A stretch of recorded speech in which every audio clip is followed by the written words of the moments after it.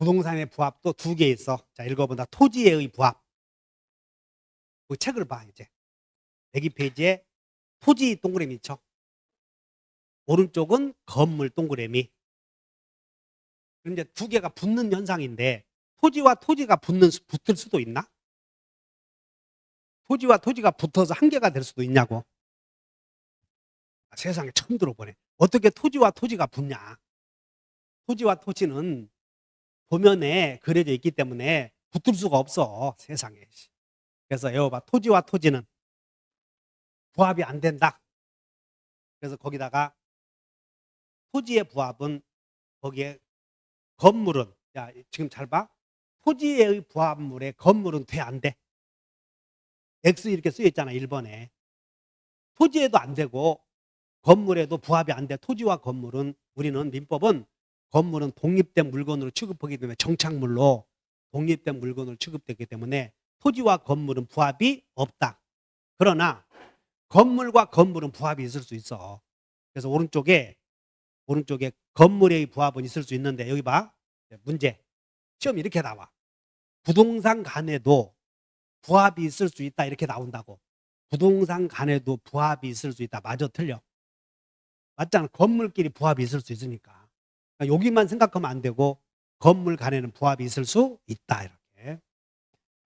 그 다음에 그 3번에 여러분들 3번 임차인이 설치한 유류 저장 탱크는, 임차인은 토지 소유자로부터 허락을 받은 자지. 임차인이 주유소를 운영하면서 유류 저장 탱크를 설치할 때는 부합이라고 보면 토지가 돼버려. 그럼 토지 소유자 거 돼버린다고. 그러므로 임차인이 설치한 유류 저장 탱크는, 매설한 유류 저장 탱크는 부합이야, 부합이 아니야? 독립된 물건이 된다, 그 말이야. 4번. 3번이 두 개 있네. 임차인이 심어놓은 수목도 부합이 아니다.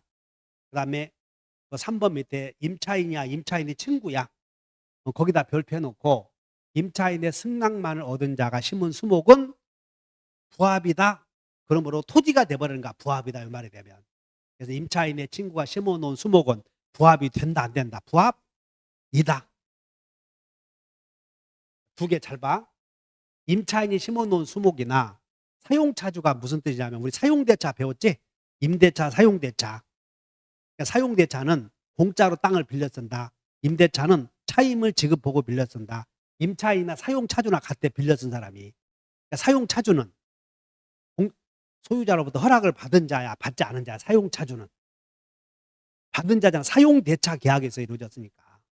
그래서 사용대차 계약에서 임차인이 사용차주가 또는 임차인 심어놓은 부합이 아니니까 임차인 소유라, 그 말이고, 농작물은 언제나 경작자 소유야.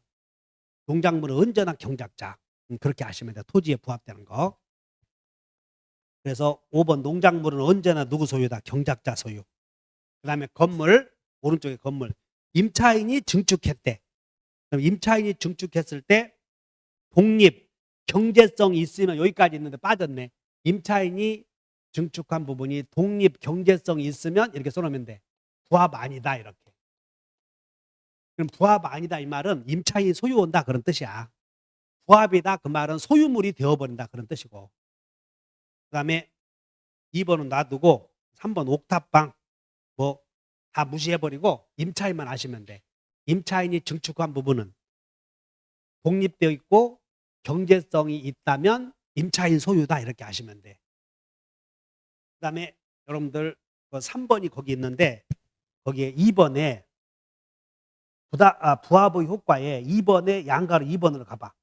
2번에 양가로 2번에 매도인에게 소유권이 유보된 시멘트를 매수인이 제3자의 소유의 건물 건축공사에 사용한 경우, 여기가 뭔 뜻이냐면, 여기 봐.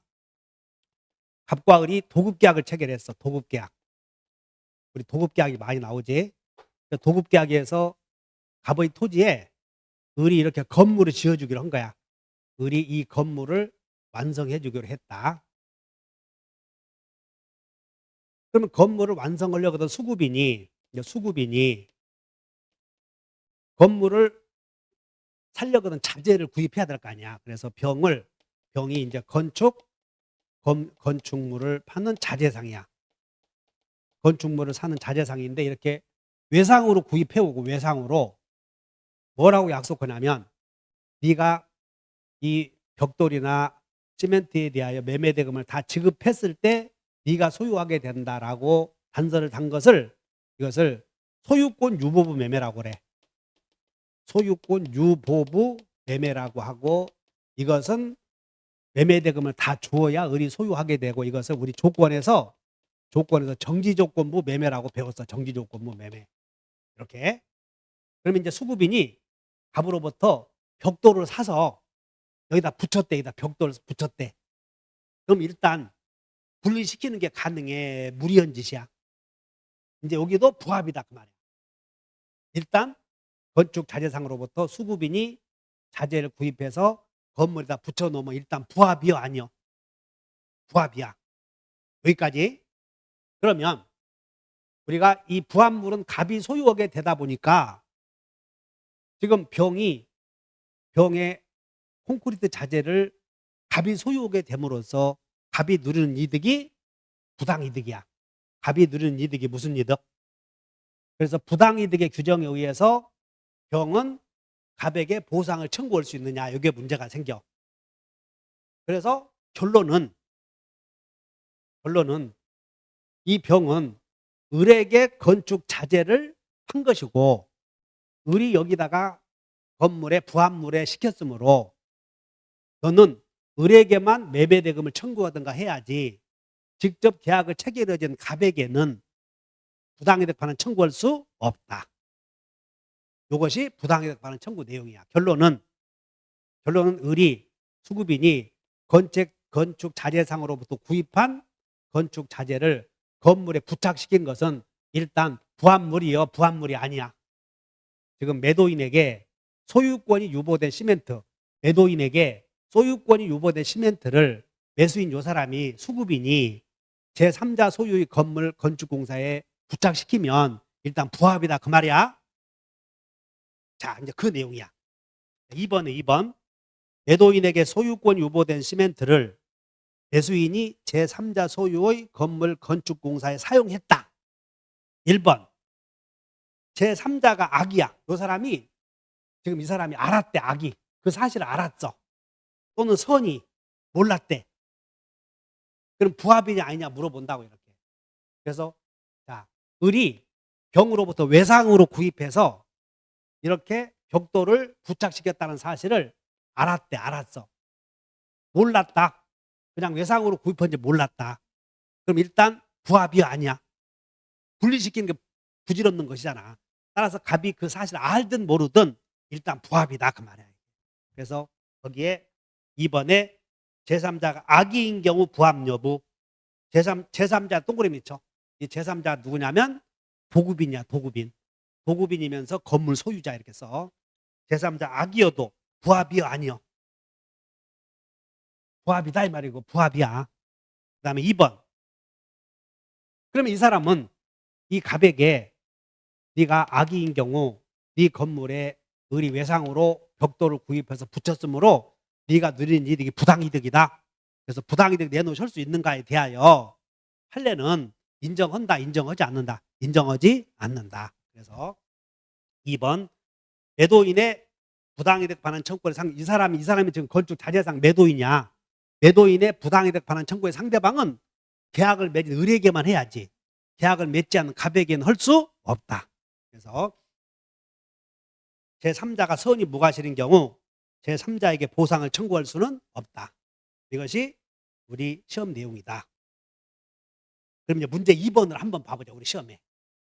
이게 지금 머릿속에 이 그림을 그리고 있어야 돼. 지금 이게 2번 매도인에게 소유권이 유보된 시멘트를 이게 밑줄 그어봐. 매도인에게 소유권이 유보된 시멘트를 이렇게 메모해 놓고는 뭐라고 쓰냐면 정지조건부 매매 이렇게 써봐. 정지조건부 매매.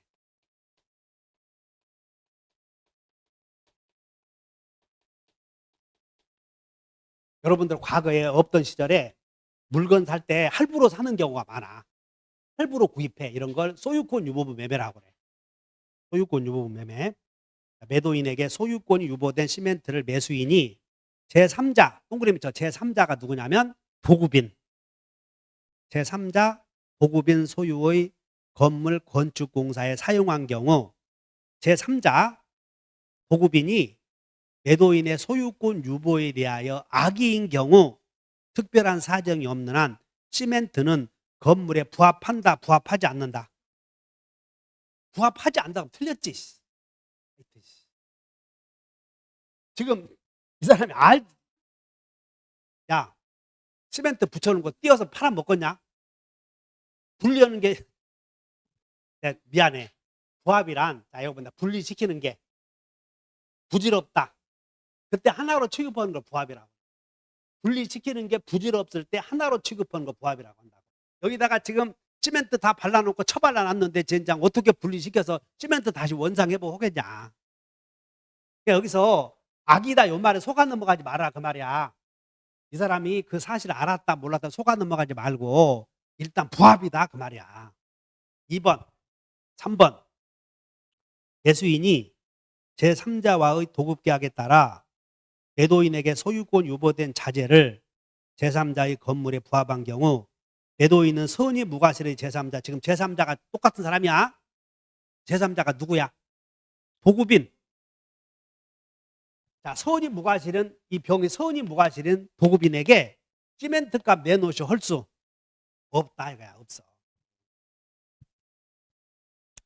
그렇게 이해하시고 이건 참 언제야 그게 29회 때 2019년도 문제인데 이거 상당히 어려운 문제였어. 이렇게 이 내용 어려운 문제였는데 그냥 시험에 나왔으니까 한번 풀어주는 거니까 그렇게 하셔. 그 다음에 이제 이어서 어디 문제 한번 보자. 옳은 것을 골라라. 건물은 토지에 부합한다. 맞아 틀려? 틀려. 정당한 권원에 의하여 타인의 토지에서 경작 재배한 농작물은 볼 것도 없어. 농작물은 토지에 부합하지 않는다. 틀렸고 건물에 부합된 증축 부분이 그러면 건물에 부합된 증축 부분은 부합물이야 지금. 경매 절차에서 법원으로부터 경매 목적물로 평가되지 않았다. 경락에는 건물에 증축된 부분이 부합이다. 근데 법원에서 경매 목적물로 평가 안 됐대. 부합물인데 그러면 경락에는 소유권 취득 한다 해야지. 부합물은 하나야 하나. 하나니까 법원의 평가에 의해서 결정되는 게 아니고 성질에 의해서 결정된다 그런 얘기야. 이 표현 잘 주의하시면 되죠. 경매 절차에서 경매 목적물로 평가되었어 안 되었어? 근데 부합이 돼. 그럼 경락에는 당연히 소유권 취득 한다 해야지. 부합물이니까. 부합물은 2개요 1개요? 1개라니까. 아까 콘크리트. 자, 토지 임차인의 승낙만을 받아서 임차 토지에 나무를 심은 사람은 다른 약정이 없는 한 토지 소유자에게 그 토지 소유자에 대하여 나무의 소유권 주장할 수. 아까 임차인이 심어놓은 건 임차인 소유. 임차인의 친구가 심어놓은 수목은 토지 소유자 것 부합이니까. 그래서 받고 매수인이 제3자와의 도급계약에 따라 매도인에게 소유권 유보된 자재를 제3자의 건물에 부합했을 때 매도인은 선의 무과실은 제3자에게 보상 청구할 수 없다. 부당이득 안 된다 그 말이야. 아까 요거 내용 어려운 내용이었지.